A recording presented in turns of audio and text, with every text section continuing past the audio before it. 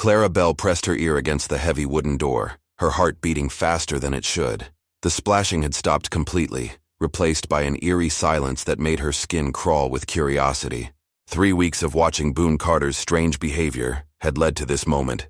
Every Tuesday and Friday, the same ritual: heated water, clean towels, and his mysterious disappearance into this room. But today felt different. Today she was going to get answers. The brass handle turned easily under her palm. Too easily. Why would a man leave his private space unlocked if he had something important to hide? Clara pushed the door open just wide enough to peer inside. Steam rose from a large iron bathtub positioned in the center of the rustic wooden room. Sunlight streamed through 2 side windows, illuminating every corner with harsh clarity. And there, seated in the tub with his back to the door, was Boon Carter. He wasn't moving, wasn't washing. He was just sitting there, perfectly still, like a man frozen in time. Clara's breath caught in her throat. This wasn't what she had expected to find. The room was completely ordinary. Wooden walls, simple furnishings, nothing unusual except for the man who seemed to have turned to stone at the sound of the door opening. Mr. Carter.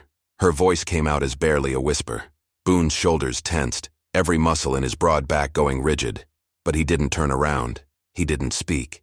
He didn't even acknowledge that she had spoken. The silence stretched between them like a taut rope ready to snap. Clara could see the water around him was clean, barely disturbed. No soap on his skin, no washcloth in his hands.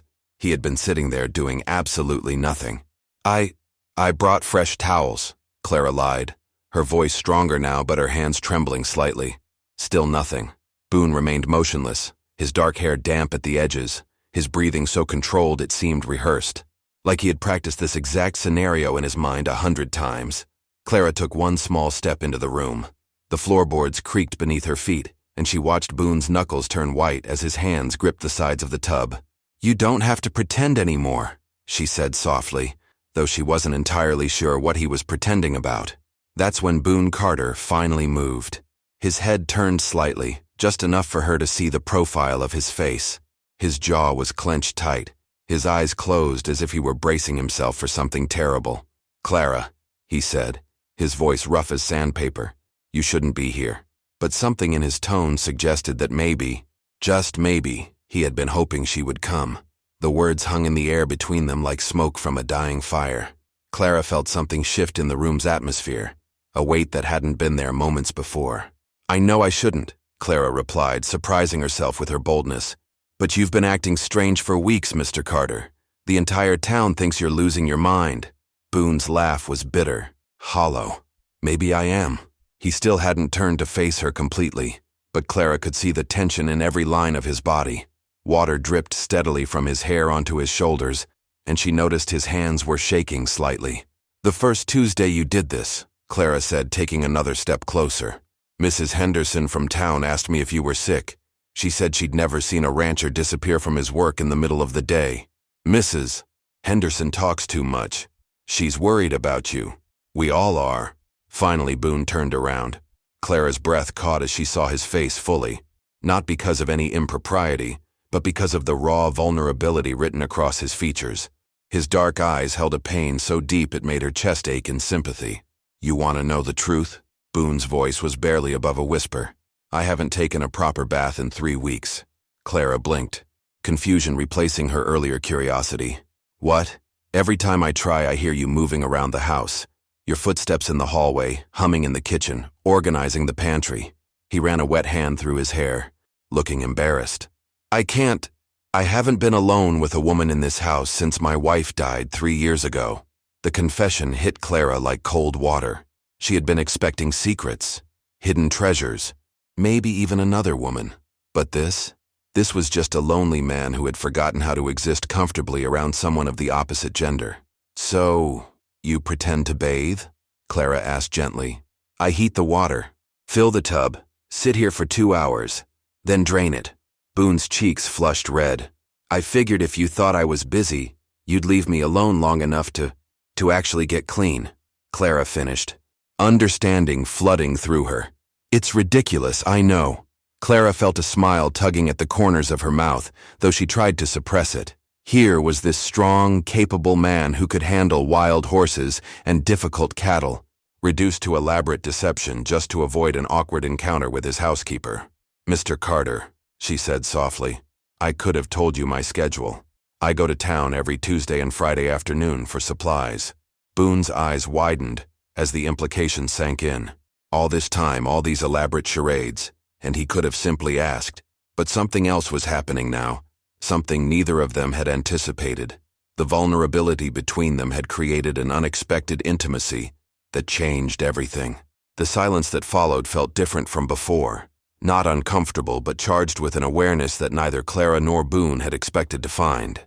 Clara realized she was still standing in the doorway, and Boon was still sitting in that tub, both of them caught in a moment that should have been mortifying but somehow wasn't. Instead, it felt like the first honest conversation they had ever had. "I should go," Clara said, though she made no move to leave. "You should," Boon agreed, though his eyes remained fixed on hers. Neither of them moved. "Mr. Carter," Clara began, then stopped herself. Boon, using his first name, felt like crossing a line, but everything about this situation had already crossed every line imaginable. "Why didn't you just tell me you needed privacy?" He considered this for a long moment, water still dripping from his hair onto his shoulders. "Because I was ashamed. Of needing to bathe, of being afraid." The admission came out rough, like it had been scraping against his throat for weeks. "My wife, Rebecca, she used to laugh at how particular I was about cleanliness. Said I was more concerned with appearances than any rancher had a right to be." Clara felt her heart squeeze at the mention of his deceased wife. "She sounds wonderful." She was. Boon's voice grew softer. "After she died, I stopped caring about any of it. Wore the same clothes for days, let my hair grow wild, stopped shaving. The ranch hands were worried I'd gone completely mad with grief. But you're not like that now." "No." He looked down at his hands in the water. "When I hired you, I realized I'd forgotten how to be around a respectable woman. I didn't want you to see me the way I'd become, so I started trying to be the man Rebecca would have recognized." Clara understood now. The elaborate bathing routine wasn't about cleanliness. It was about dignity, about a man trying to reclaim pieces of himself that grief had stolen. "Boon," she said gently, "what if I told you there was a simpler way?" He raised his eyes to meet hers, and Clara saw something in them that made her breath catch. Hope, mixed with a vulnerability so raw it made her want to step closer rather than away. "Every Tuesday and Friday, I ride to town for supplies. I'm usually gone 3 hours." Clara's voice was steady, matter of fact. "You could bathe then. Actually bathe, without pretending or hiding." Boon stared at her as if she had just offered him something precious beyond measure, which in a way she had. "You would do that?" "I would plan my trips around your needs, yes." Something shifted in Boon's expression then. Gratitude, certainly, but something deeper. Something that made Clara's pulse quicken despite herself. "Why?" he asked quietly.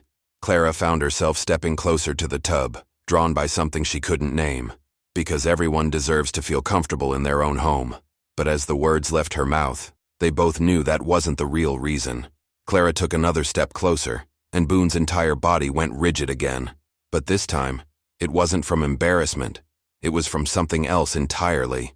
"The real reason," Clara said, her voice barely above a whisper, "is because I've been watching you struggle for weeks and I couldn't stand it anymore." Boon's hands gripped the edges of the tub tighter. "Clara, you should leave. Now." "Should I?" She was close enough now to see the water droplets clinging to his eyelashes, close enough to notice the way his breathing had changed. "Or are you just afraid again?" The question hit him like a physical blow. Boon's jaw clenched, and for a moment Clara thought she had pushed too far. But then he looked up at her, and the expression in his dark eyes made her knees weak. "I'm terrified," he admitted, "but not of what you think." "What then?" "Of this." He gestured between them with one wet hand. "Of feeling something I thought died with Rebecca." Clara's heart hammered against her ribs. The air in the small room felt thick, charged with words they weren't saying, and feelings they weren't acknowledging. "Boon," she began, but he shook his head. "You don't understand. I hired you because I needed help with the house, not because I wanted this." His voice was strained, like each word cost him something. "I've been trying to keep my distance, trying to be respectful, but every day you're here, every time you smile or hum while you work, every time you leave coffee warming on the stove for me." He stopped. running both hands through his wet hair in frustration. "I'm your employer, Clara. You depend on this job. I have no right to feel—" "To feel what?" Clara's voice was soft but insistent. Boon looked up at her again. And this time he didn't look away. "To feel like I want to know everything about you. Your favorite song. What makes you laugh. Why you took a job this far from town. To feel like these 2 hours when I pretend to bathe are the only peaceful moments I have because I know you're somewhere nearby."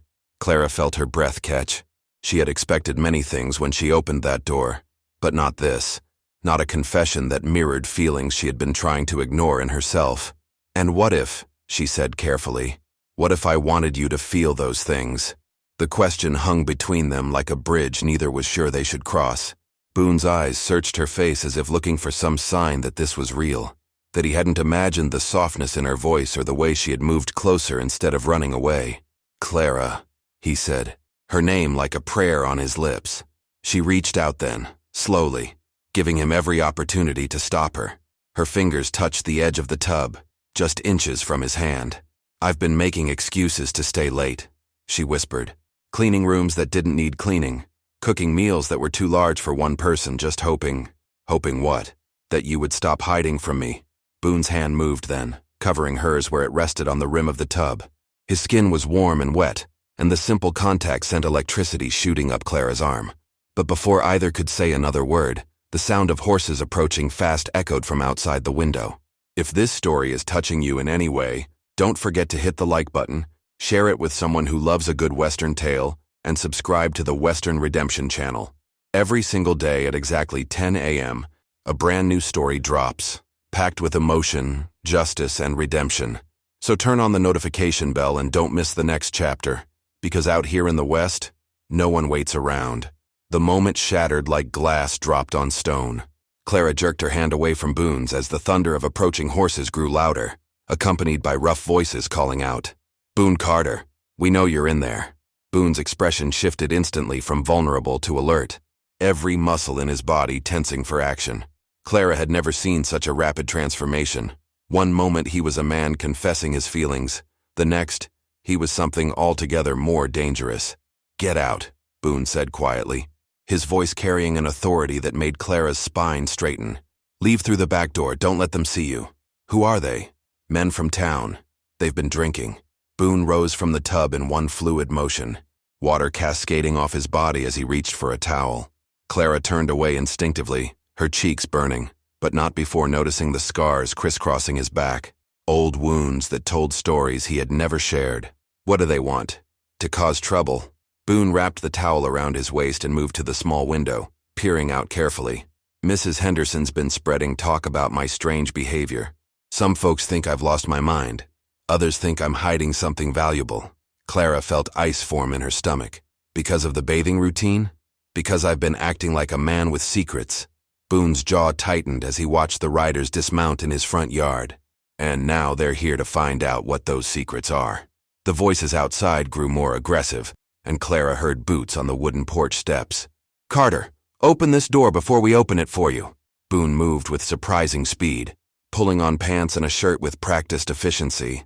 But Clara noticed his hands were steady, his movements calculated. This wasn't panic. This was preparation. "Boon," Clara whispered urgently, "what aren't you telling me?" He paused in buttoning his shirt, his dark eyes meeting hers with an intensity that made her breath catch. "The same thing you're not telling me." Before Clara could ask what he meant, the front door of the house slammed open with enough force to rattle the windows. "We know you're here, Carter. Come out and explain yourself." Boon moved to Clara then, his hand cupping her face gently despite the urgency of the situation. "Whatever happens next, whatever you hear them say about me, remember this moment. Remember what we shared here." The tenderness in his touch contrasted sharply with the steel in his voice, and Clara realized that Boon Carter was far more complex than she had imagined. The shy, grieving widower was only one facet of a man who clearly had experience dealing with dangerous situations. "Promise me," he said. "I promise," Clara whispered, though she didn't fully understand what she was promising. Boon's thumb traced across her cheek once, a gesture so gentle it made her heart ache. Then he stepped away, his entire demeanor shifting again. "Stay hidden," he commanded, moving toward the door with the confident stride of a man walking into battle. Clara pressed herself against the wall as heavy footsteps approached the bathing room, and she realized that whatever came next would change everything between them forever. Clara crouched beside the small window, her heart pounding as she watched Boon emerge from the house. 3 men stood in his yard, their horses snorting and pawing at the ground. She recognized them from town: Jake Morrison, a blacksmith with a reputation for violence when drunk; Tom Bradley, who worked at the grain mill; and Pete Hansen, Mrs. Henderson's nephew. "Gentlemen," Boon said, his voice carrying clearly across the yard. Gone was any trace of the vulnerable man from the bathing room. This version of Boon moved with predatory grace, his hands relaxed at his sides but positioned where he could reach for weapons if needed. "Don't gentleman us, Carter," Jake Morrison spat, swaying slightly. "The whole town's talking about your strange behavior, disappearing at the same times, acting secretive, ordering supplies you don't need. Last I checked, a man's allowed to live as he pleases on his own property. Not when it affects the town," Tom Bradley interjected. "People are scared, Boon. They think you might be planning something." Clara watched Boon's expression remain perfectly calm, but she noticed the slight shift in his stance.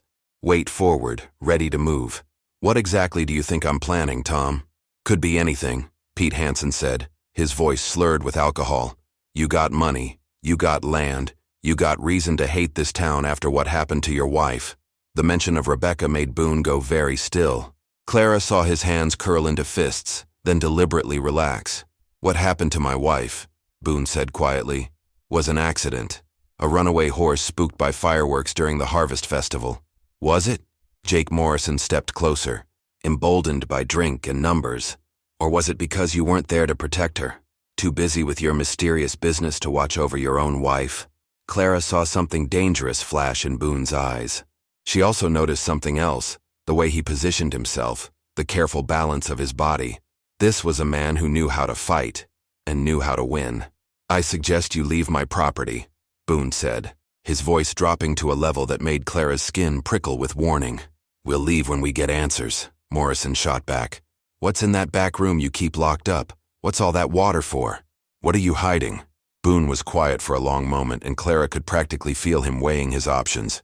Tell the truth and face humiliation, or let them think something worse. "The only thing I'm hiding," Boon said finally, "is my privacy. Something a man has a right to on his own land." "Privacy for what?" That's when Boon smiled, and Clara felt her blood turn cold. It wasn't a pleasant expression. "For the same thing every man needs privacy for, Jake, unless you'd like me to spell it out for you in front of the lady." Clara's cheeks burned as she realized what Boon was implying, letting them think his secretive bathing routine was about something far more personal and private than simple cleanliness. The 3 men shifted uncomfortably, suddenly looking less sure of themselves. But Jake Morrison wasn't ready to back down yet. Jake Morrison's face flushed red with anger and embarrassment. "You think you're clever, don't you, Carter? Making us out to be fools." "I think you're making yourselves out to be fools just fine without my help," Boon replied evenly. From her hiding spot, Clara watched the tension escalate. She could see Morrison's hand inching toward the knife at his belt, and Tom Bradley stepping closer to flank Boon's left side. 3 against 1, and they had clearly planned this confrontation. But Boon seemed utterly unconcerned. If anything, he appeared almost relaxed, like a man who had been in far worse situations and survived them all. "You want to know what I think?" Morrison snarled. "I think you've been hiding that money from the cattle sale last spring. I think you buried it somewhere on this property, and all this secret business is you checking on it." Boon laughed, a sound completely devoid of humor. "Jake, if I had money buried on my land, do you really think I'd be foolish enough to visit it on a schedule? With witnesses?" The logic of this seemed to penetrate even Morrison's alcohol-fogged brain, and Clara saw uncertainty flicker across his face. "Then what is it?" Pete Hansen demanded. "What's so important that you disappear twice a week? Same time? Every time?" Boon was quiet for a long moment, and Clara held her breath. She could see him weighing his options, choosing between truth and deception, pride and practicality. "You want the truth?" Boon asked finally. "That's what we came for. The truth is that my wife died 3 years ago, and I forgot how to live like a civilized human being. I forgot how to keep myself clean, how to shave regularly, how to act like anything other than a wild animal." His voice carried across the yard with such raw honesty that even the drunk men seemed sobered by it. When I hired Clarabel as my housekeeper, I realized I was ashamed of what I'd become. So twice a week, I try to remember how to be the man my wife married. I heat water, I bathe properly, I take care of myself the way she would have wanted. The silence that followed was deafening. You mean, Tom Bradley began. I mean I've been taking baths, Tom, like a normal human being. And I was too embarrassed to admit that I'd forgotten how to do it without feeling ashamed. Morrison's hand fell away from his knife. The fight seemed to drain out of him as the anticlimactic truth settled in. That's it? Pete Hansen asked. That's the big secret? That's it. Clara felt tears sting her eyes as she listened to Boon expose his most vulnerable truth to these men who had come to threaten him. He was protecting her, protecting what they had discovered together, by sacrificing his own pride. But Morrison wasn't finished yet. His eyes narrowed as he studied Boon's face. If that's all it is, Morrison said slowly, then you won't mind if we take a look around that bathing room ourselves. Clara didn't think. She acted. Before Morrison could take another step toward the house, she emerged from the back door, walking calmly around to the front yard. Her appearance froze all four men in place, though for very different reasons. Gentlemen, Clara said, her voice carrying the authority of a woman who had dealt with difficult men before. I believe Mr. Carter has answered your questions. Morrison's mouth fell open. What are you doing here? I work here, Clara replied simply, and I can confirm everything Mr. Carter told you. He does indeed bathe twice a week, at precisely the same times. I arrange my trips to town accordingly to give him privacy. The matter-of-fact way she delivered this information seemed to deflate the last of Morrison's suspicions. But Clara wasn't finished. What I don't understand, she continued, stepping closer to the three men, is why grown men feel the need to intimidate a grieving widower on his own property because he maintains personal hygiene. Tom Bradley shifted uncomfortably. We weren't intimidating anyone. We just wanted answers. You rode onto his land in a group uninvited while drinking and demanded entry to his private rooms. Clara's voice carried the sharp edge of a schoolteacher addressing unruly children. What would you call that? Pete Hansen had the grace to look ashamed. We thought, people were saying, people talk too much, Clara said firmly. And apparently, some people listen too much to idle gossip instead of minding their own business. Morrison, realizing he had been thoroughly outmaneuvered by both truth and a woman's sharp tongue, gathered what remained of his dignity. Fine, we'll go. But this better be the end of the strange behavior. Carter, the only strange behavior here, Boon said quietly, is three men who think they have the right to dictate how another man lives on his own land. The words carried enough quiet menace that all three visitors moved toward their horses without further argument. As they mounted up and rode away, Clara and Boon stood side by side in the yard, watching until the dust settled and silence returned to the ranch. That was brave, Boon said finally. That was necessary, Clara corrected. They had no right. Boon turned to face her, and Clara saw something in his expression that made her heart race. Gone was the shame, the fear, the desperate need to hide. In its place was a man who had found his ground again. Clara, he said, reaching for her hand, I want to ask you something, and I want you to answer honestly. Always. Would you consider staying? Not just as my housekeeper, but as... He struggled for the words, then abandoned caution entirely. As my wife? Clara felt her breath catch. Boon Carter, are you proposing to me in your front yard while you're barely dressed and I'm still shaking from confronting three drunk men? Yes, he said simply. I am. She looked at this man who had gone from mysterious to vulnerable, to protective, to brave, all in the space of a few hours. This man who was willing to sacrifice his pride to protect her, who had found the courage to fight for what mattered.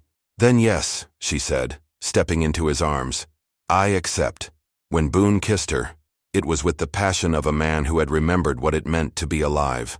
6 months later, their wedding was the talk of the town, not because of any scandal, but because everyone agreed they had never seen a happier couple, and Boon Carter never again had to pretend to take a bath. If you enjoyed this story, click the video on your screen now to watch another unforgettable Western tale, where courage and heart collide in the untamed frontier. Don't forget to subscribe and consider a super chat to help us keep bringing you more stories like these. Your support means everything to us.